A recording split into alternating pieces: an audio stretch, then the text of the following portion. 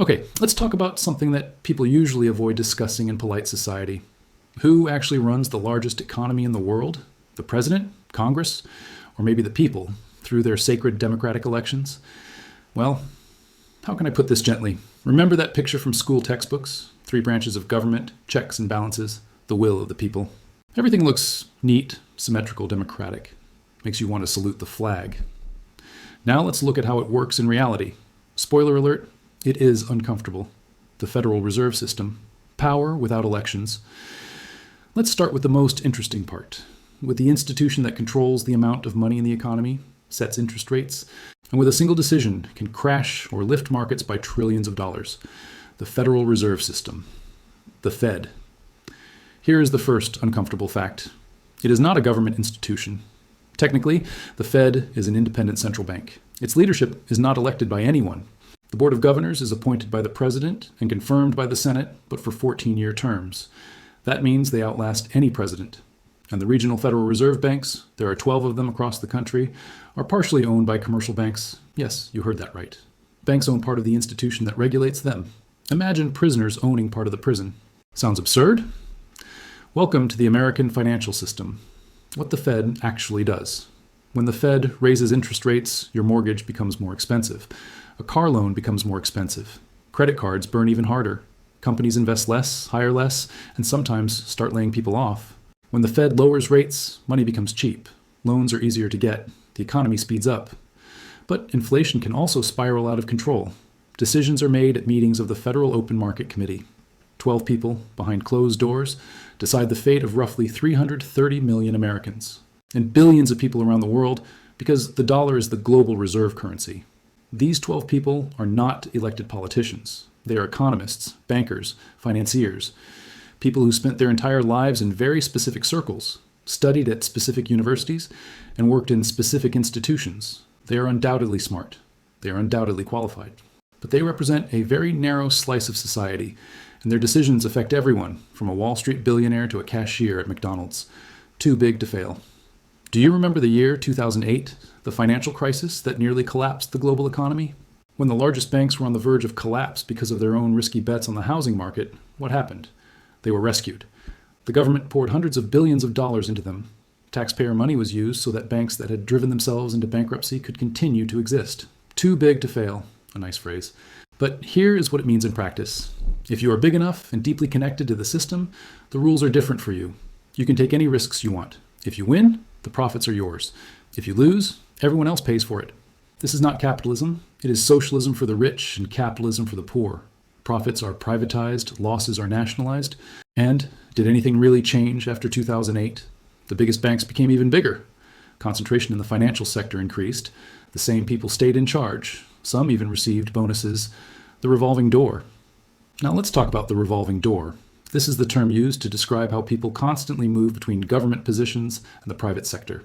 You work at Goldman Sachs, then you become Secretary of the Treasury. You work as a regulator at the SEC, then you leave for a 7-figure salary at a hedge fund. You were a congressman, now you are a lobbyist. Henry Paulson, Treasury Secretary under George W. Bush, was previously the Chief Executive Officer of Goldman Sachs. Stephen Mnuchin under Trump also came from Wall Street. Timothy Geithner under Obama went to work for a private investment firm after leaving office. This is not a conspiracy, it is just the system. People with a certain background end up in certain positions. And then they return to where they came from, but now with priceless experience and connections. Imagine a judge who, after retiring, goes to work as a lawyer for the people he once judged. Sounds like a conflict of interest. In the financial world, this is considered normal. Okay, we have dealt with the Federal Reserve, but money is not the entire economy. Let's talk about those who own, well, basically everything. 3 companies that own America. I'm going to name 3 names. Remember them because you will be hearing them more and more often. BlackRock, Vanguard, State Street. These are the 3 largest asset management companies in the world. Together, they manage more than $20 trillion. 20 trillion. That is more than the gross domestic product of the United States. What does this mean in practice? It means that these 3 companies are the largest shareholders in almost every company in the S&P 500 index. Apple, Microsoft, Amazon, Google, JP Morgan, Exxon. Everywhere in the list of top owners, you will find this trio. When you open a retirement account or buy an index fund, your money most likely ends up with one of these companies. They invest it, and in return they receive voting rights at shareholder meetings. And here's the result. Millions of ordinary people invest their savings, but a handful of people in offices in Manhattan vote on their behalf. Larry Fink, the most powerful man you have never heard of. The chief executive officer of BlackRock is Larry Fink. His company manages $10 trillion. I'm warned. For context, that is more than the gross domestic product of any country in the world except the United States and China. Every year, Fink writes a letter to the chief executives of the largest companies in the world, and they read it very carefully, because BlackRock is their shareholder, a major shareholder. And when Fink talks about climate issues, corporations start talking about climate issues. When Fink talks about ESG, environmental, social, and corporate governance, ESG becomes fashionable. When Fink changes his position, the entire world of corporate governance adjusts. No one elected him. He does not testify before Congress, well, almost never. His name does not appear in the news every day. But his influence on how the world's largest companies operate is enormous. This is not good or bad. It is simply a fact. A man most Americans have never heard of has more influence over the economy than most senators. Concentration you do not see. You walk into a supermarket. The shelves are overflowing with choice. Dozens of brands, hundreds of products. Capitalism, competition, free markets. Now look at who owns all these brands. You will discover that most of them belong to just a few giant conglomerates. Procter & Gamble owns Tide, Pampers, Gillette, Oral-B, and dozens of other brands. Unilever owns Dove, Axe, Lipton, Ben & Jerry's. Nestle owns Nescafe, Kit Kat, Purina, Gerber, and so on. In the meat industry, 4 companies control more than 80% of the beef market. In air travel, 4 airlines dominate most of the market. In telecommunications, again, just a few giants. The illusion of choice. You think you're choosing between competitors, but in reality you're putting products from the same company into your cart, just in different packaging. Lobbying, a legal way to buy politics. In 2023, more than $4 billion was spent on lobbying in Washington. $4 billion. Officially, through registered lobbyists. Who spends this money? Pharmaceutical companies, insurance firms, banks, oil giants, technology corporations. Everyone whose interests depend on government decisions. Lobbying is legal. It is part of the system. Companies hire former members of Congress, former officials, people with connections, and they promote favorable laws, block unwanted ones, and arrange meetings with the right people. Officially, this is called informing lawmakers about the industry's position. In practice, whoever has more money for lobbyists is heard louder in Congress. An ordinary voter does not have a lobbyist. They have one vote every 2 years. Pfizer or ExxonMobil has an army of professionals working every single day. Guess whose interests are taken into account more often? Political donations. After the Citizens United decision in 2010, the Supreme Court effectively removed limits on political spending by corporations and wealthy individuals. Money is speech, the court ruled. Limiting political spending means limiting freedom of speech, and the money started flowing like a river. Super PACs are political committees that can raise unlimited sums and spend them to support candidates. Formally, they are not allowed to coordinate with campaigns. In practice, well, everyone understands how it works. In the 2020 election cycle, around $14 billion was spent on elections at all levels. $14 billion. That is more than the gross domestic product of some countries. Money does not guarantee victory, but it guarantees that you will be heard, that your interests will be on the table, and that after the victory, the candidate will return your calls. We talked about the Federal Reserve, about corporations, about lobbying, but there is one more layer. Perhaps the most important one, the layer that determines how we even think about the economy. Economists, the priests of modernity. When a politician wants to pass a law, what do? They cite economists. Studies show, experts agree, according to estimates, economists in the modern world are like priests in ancient societies. They explain the laws of the universe, they predict the future, they tell us what is right and what is wrong. The problem is that economics is not physics. There are no objective laws that work everywhere and always. There are schools of thought, ideologies, assumptions. And which school dominates largely depends on who funds the research, who hires economists, and who promotes them in the media.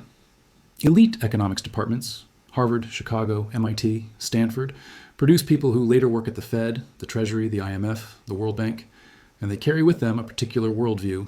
Markets are efficient. Regulation is harmful. Privatization is good. Labor unions are an obstacle. These ideas do not fall from the sky. They are cultivated in specific institutions, funded by specific people. Think tanks, factories of ideas, the Heritage Foundation, the Cato Institute, Brookings, the Council on Foreign Relations, the American Enterprise Institute. These organizations are called think tanks. They produce research, policy recommendations, and experts for the media. They shape the political discourse, and they are funded by wealthy individuals, foundations, corporations. Every think tank has its own ideological orientation. Heritage is conservative. Brookings is centrist, Cato is libertarian. When you see on the news an expert from such and such an institute, ask yourself, who pays this institute? What interest does it represent? This does not mean the expert is lying, but it does mean they see the world through a particular lens. The media. Who owns your news? 6 companies control most of the American media. Comcast owns NBC. Disney owns ABC. Paramount, formerly Viacom-CBS, owns CBS. Warner Bros. Discovery owns CNN. Fox Corporation owns Fox News, and so on. These companies are not just about news. They are conglomerates with interests across many industries. They own theme parks, movie studios, streaming services, sports networks. When you watch the news, you're watching a corporate product. A corporation has interests. A corporation has advertisers. A corporation has owners. This does not mean journalists are lying. Most journalists are honest professionals. But which stories get airtime, which topics are raised, and which are ignored, these are editorial decisions, and they are made within a specific context. Technology giants, the new masters of discourse. Now about the elephants in the room. Google, Facebook, Amazon, Apple, Microsoft. These companies do not just sell you goods and services. They control the infrastructure through which information flows. Google decides what you find when you search the internet. Its algorithm is a black box. No one outside knows exactly how it works, but it shapes the worldview of billions of people. Facebook and Instagram decide what you see in your feed. Their algorithms are optimized for engagement, that is, to keep you in the app as long as possible. What does that do to public discourse? We're only beginning to understand. Amazon controls about 40% of online commerce in the United States. They know what you buy, when, and at what price. And they compete with sellers on their own platform. These companies are not government bodies. The First Amendment does not apply to them. They can remove content, ban users, change the rules, however they want. And they do. This is not good or bad by itself. But it is power. Enormous, unprecedented power over how people communicate, trade, and receive information. And this power is concentrated in the hands of a few companies in Silicon Valley. So who is really in charge? And now we come to the main question. Who runs the U.S. economy? The honest answer is no one in particular, and everyone at the same time. There is no secret room where 12 people in hoods decide the fate of the world. There is no single plan. No Illuminati from conspiracy charts. But there is a system. There are structures. There are institutions. And these structures work in a certain way. The Fed makes monetary policy decisions, and those decisions affect everyone, but some more than others. Corporations lobby for their interests, and they have more resources than ordinary citizens. Financial giants manage trillions, and their decisions determine where capital flows.